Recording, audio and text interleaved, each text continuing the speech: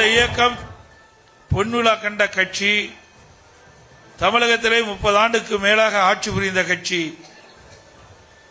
ஆக மக்களுக்காக சேவை செய்வதிலே முதல் இடம் வைப்பது அனைத்து இந்திய அண்ணா திராவிட முன்னேற்ற கழகம். அந்த இயக்கத்திலே தங்களை இணைத்துக் கொண்டிருக்கு எங்களுக்கு உண்மை அளவற்ற மகிழ்ச்சி தெரிகிறது. எங்களோடு நீங்களும் இணைந்து இன்றைக்கு மேலும் இந்த இயக்கத்திற்கு பெருமை சேர்த்துள்ளீர்கள் என்பதை இந்த நேரத்தில் தெரிவித்து, அனைவரையும் பல்வேறு கட்சியிலிருந்து இன்றைய தினம் அனைத்து இந்திய அண்ணா திராவிட முன்னேற்ற கழகத்தில் இணைத்துக் கொண்ட அத்தனை பேரையும் வருக வருக என்று வரவேற்று விடைபெறுகின்றேன். நன்றி, வணக்கம்.